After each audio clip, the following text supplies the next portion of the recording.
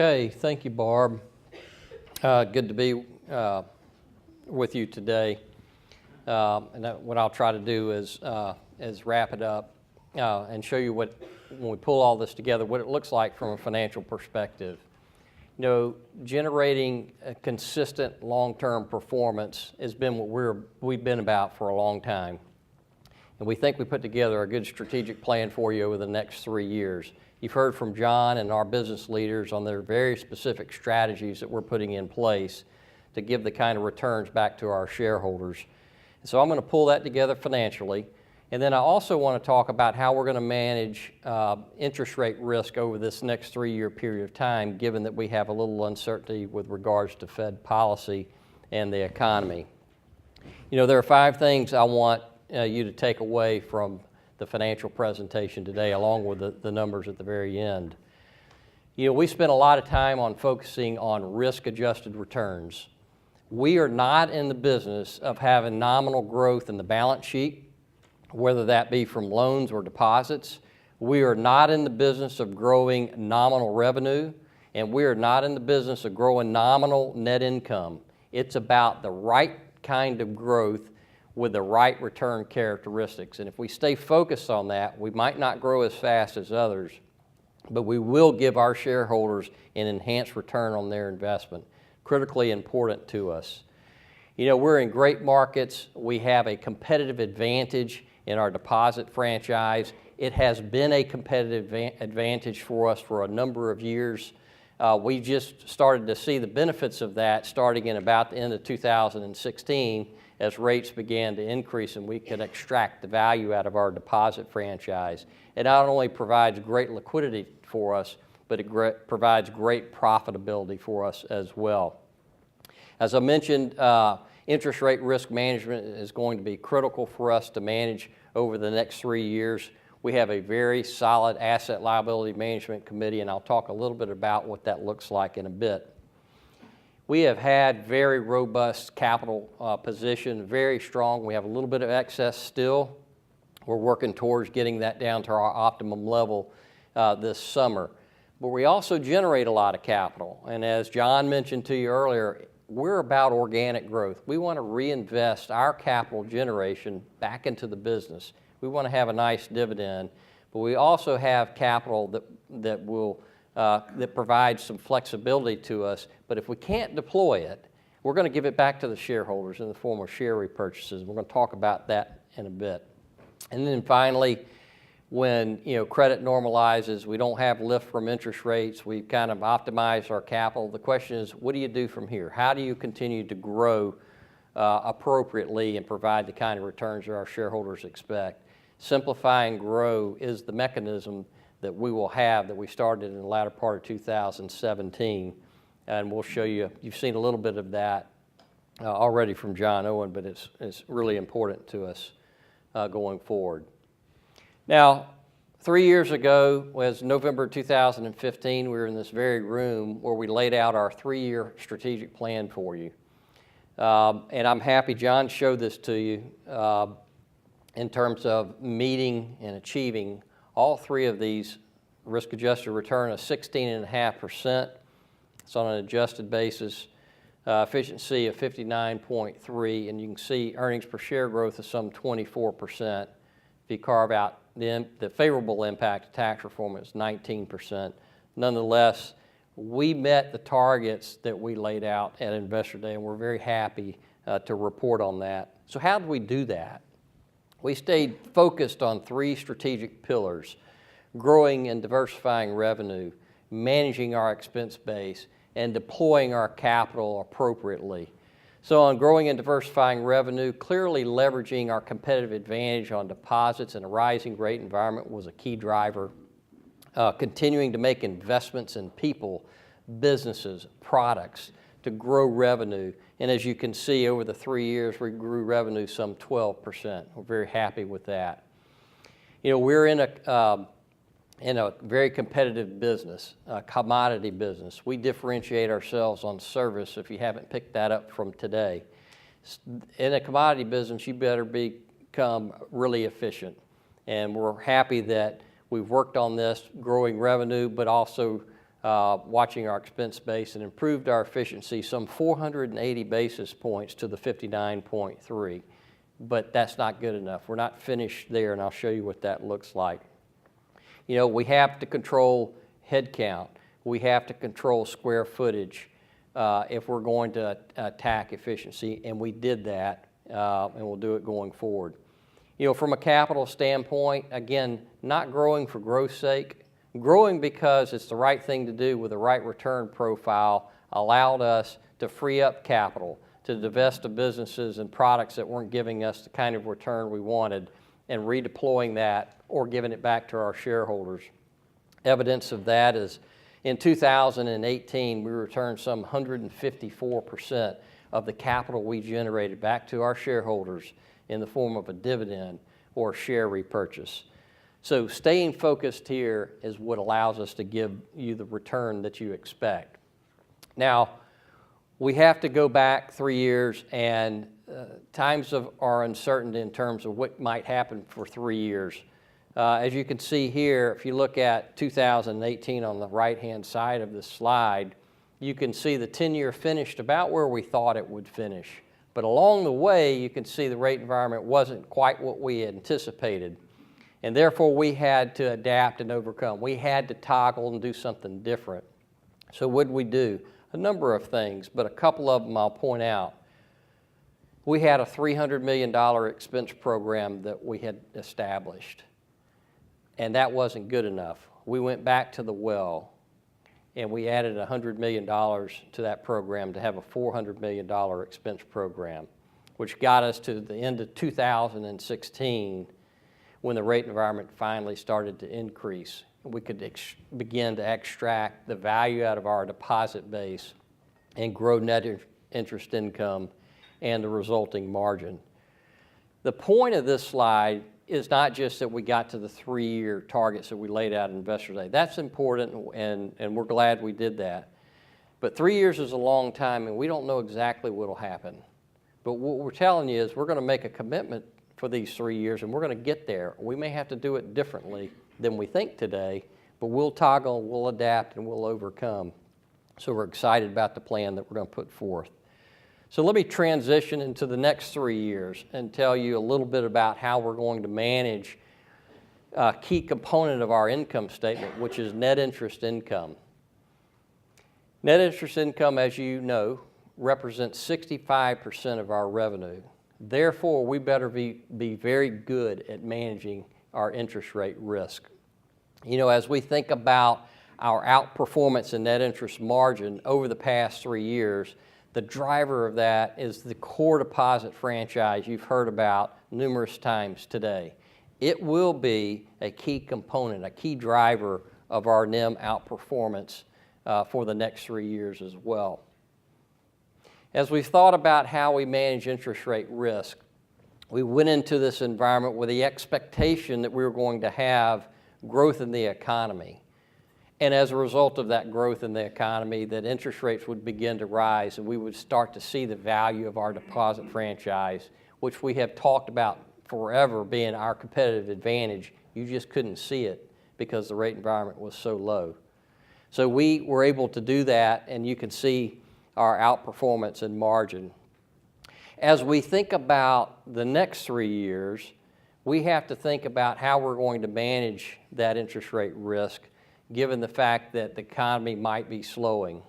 So for us, over the next 3 years, we have GDP this year of about 2.5%. We think we'll grow at about 2% in 20 and about 1% in 21. Those are in the back in the appendix if you haven't already seen them. That's our base case. So we are not forecasting a recession, but we are forecasting a slower growth environment. Therefore, as that begins to happen, the risk of having rate cuts or rate reductions becomes more important to manage for us. Therefore, we're doing two key things. One, continuing to focus on risk-adjusted returns. We're not going to grow nominally. We're going to grow when we get paid for the risk appropriately. The other is beginning to enter into our hedging strategy using forward-starting derivatives, primarily interest rate swaps, but some floors. Those forward-starting swaps and floors really begin in 2020. And the reason we did that is because we wanted to be able to preserve the ability to extract more value as the possibility of rates were going to increase here in the near term. Now, as of late, we're in perhaps a flat rate environment going from here. I'm going to talk about that in just a minute, what it might mean to us.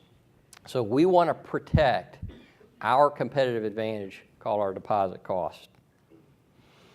So we have a very strong balance sheet. It's prepared for an evolving environment. It's a very simple balance sheet.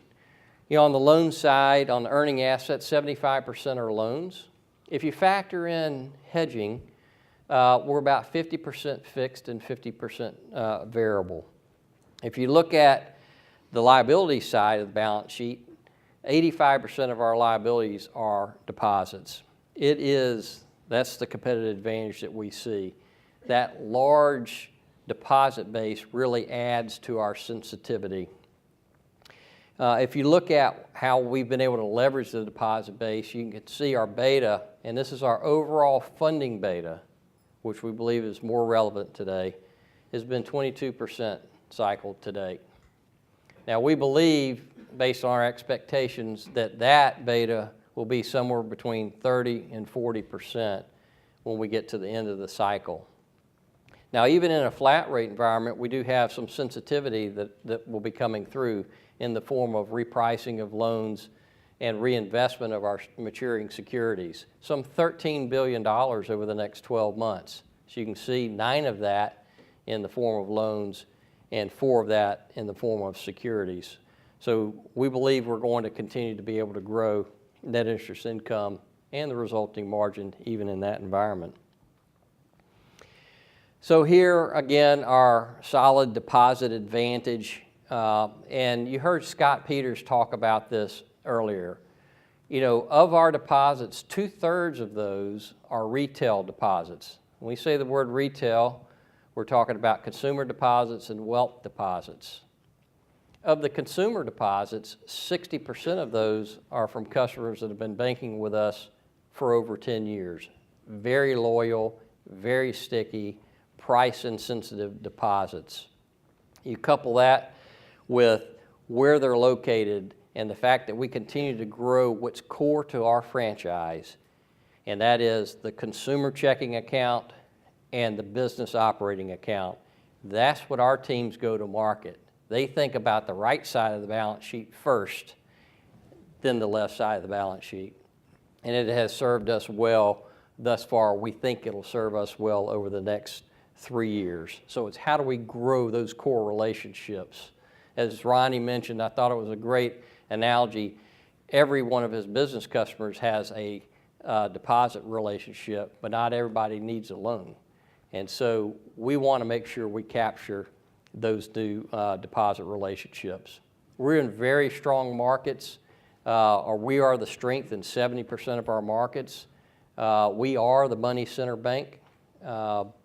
And as a result, we've been able to position ourselves to capture higher growth percentage than might be happening in that market because of our dominance. Now there's another side of this sword, and that is if you look at our deposit costs of 34 basis points, that compares to peers at 64. This is the fourth quarter. So as you think about the environment that we're going to be potentially going through, if our deposit costs are here and our peers are here, when rates perhaps go the other way, they have a mechanism of being able to protect their net interest income and their margin by reducing deposit costs, whereas we don't have that. Therefore, it's incumbent upon us to start entering into hedging relationships to help protect our net interest income and margin. And that's why we've started to enter into these forward-starting swaps that we began in 2020.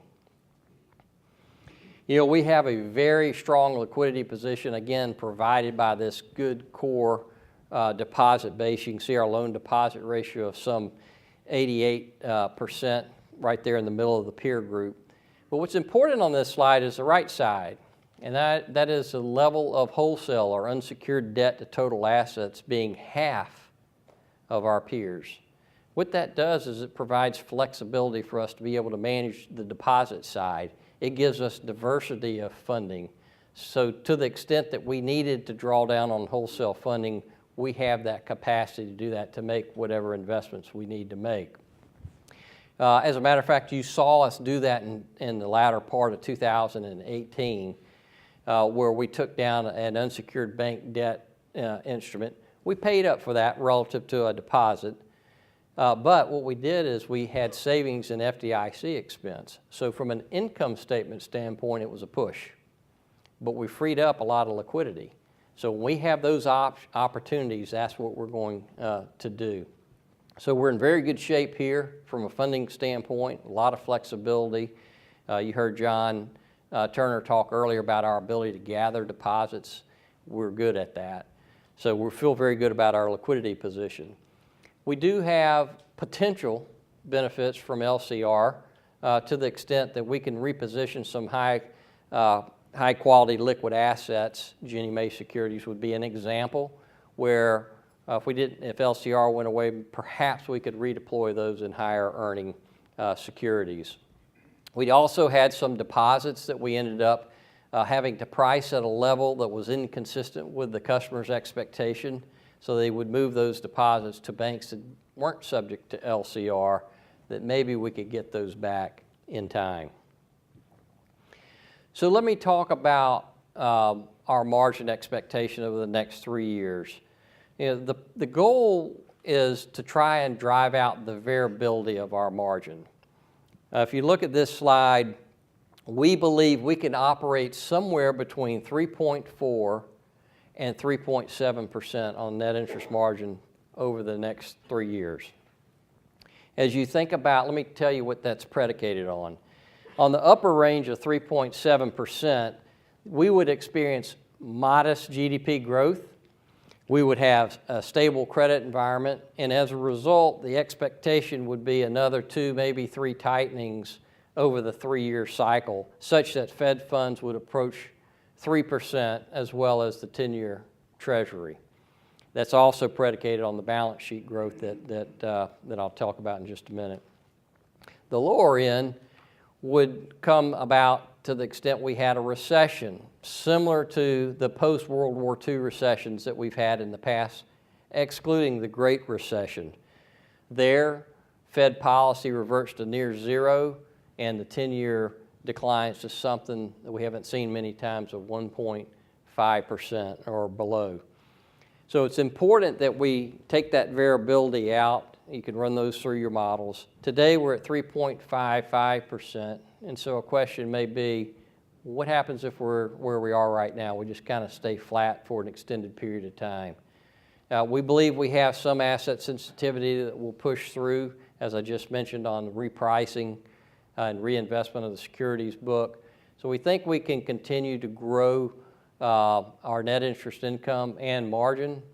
The bigger driver of that will be earning asset growth versus carry coming through from a rate standpoint. So we think we're well positioned in any plausible environment that we may get over the next 3 years, and are excited about being able to drive out that variability.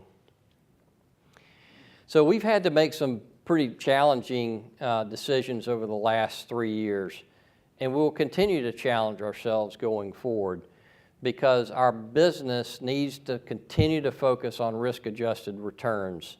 I won't go through all of these, but a couple of those Scott mentioned earlier. We didn't renew a third-party contract from a flow arrangement we had on indirect auto because the returns were unacceptable. We will be in the direct auto business, but not the indirect.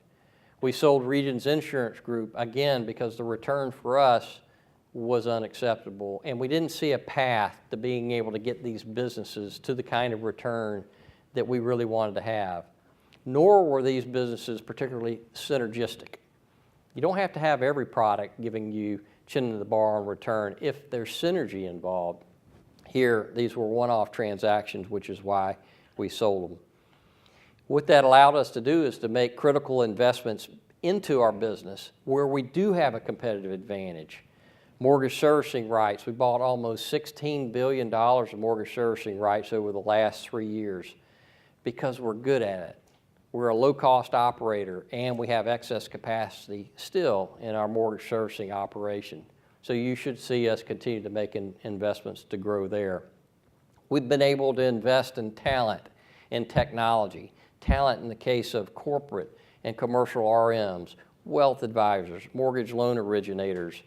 So we've been able to take opportunities, cut costs, which generates the ability for us to reinvest back into our business.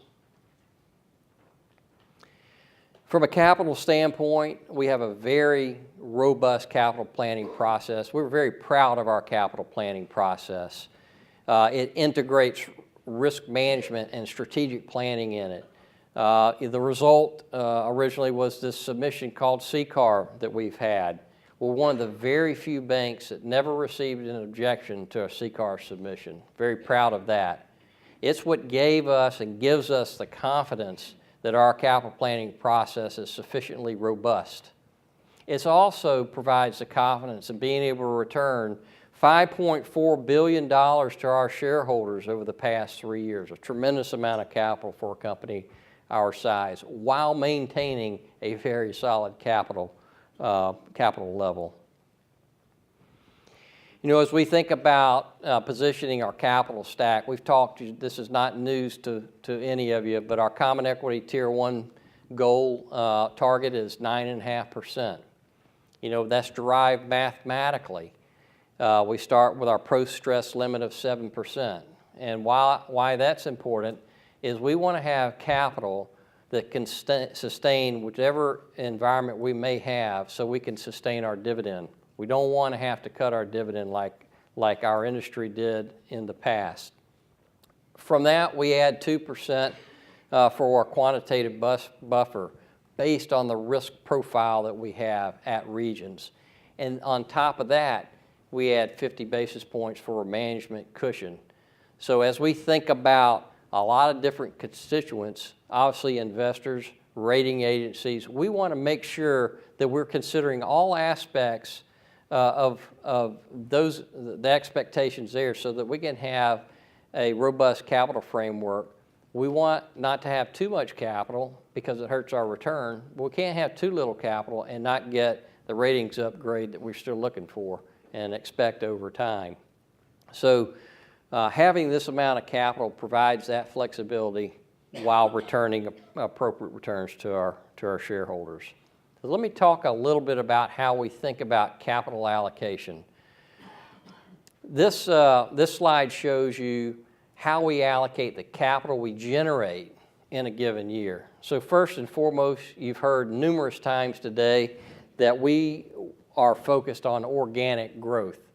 That will always be the case. It's number one. If we have a place to put our capital to work organically, that's what we're going to do. We also think through strategic acquisitions, bolt-on investments like we've had with capital markets over the years. Black Arch Partners would be a case. We'll continue to look for that. It'll consume a little bit of capital, not a lot. The second is to have a solid dividend. We'd like to pay out 35 to 45% of our income in the form of a dividend to our shareholders. Today we're slightly below the 35% level, and you should expect us to approach the middle to that to the end of, upper end of that over time.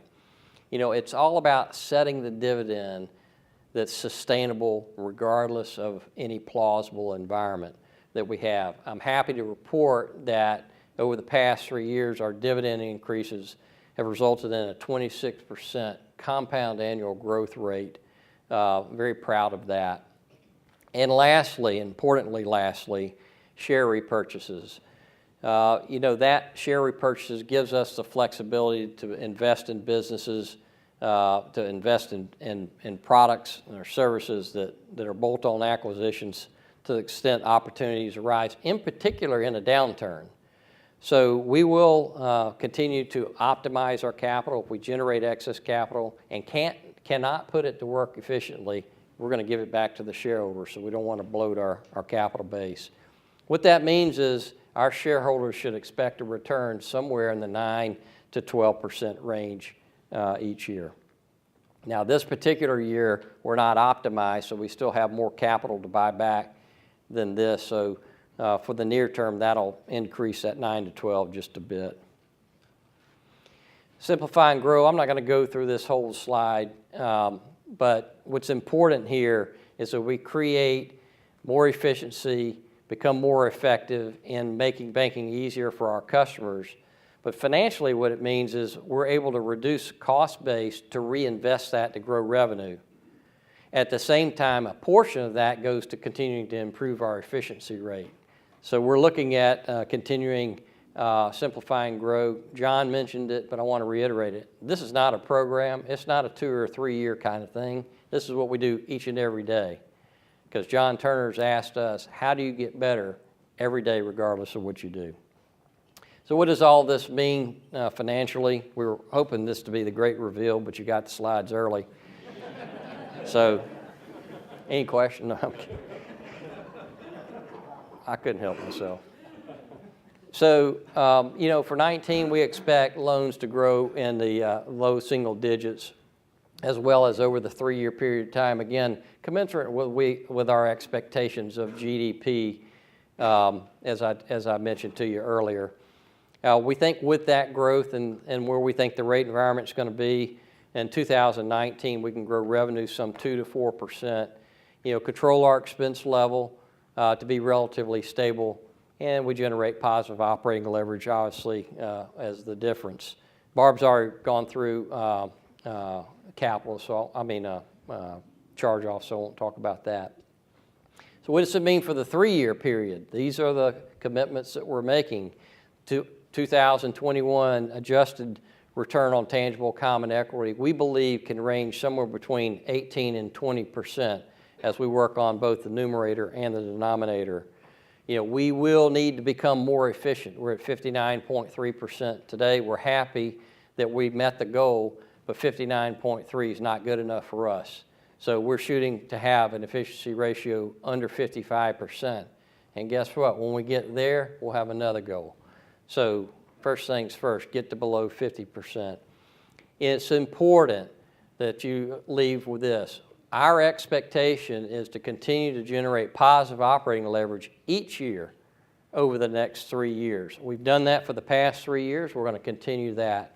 So we're very excited about opportunities to continue to grow our company to provide an appropriate return by staying focused on these 5 areas here.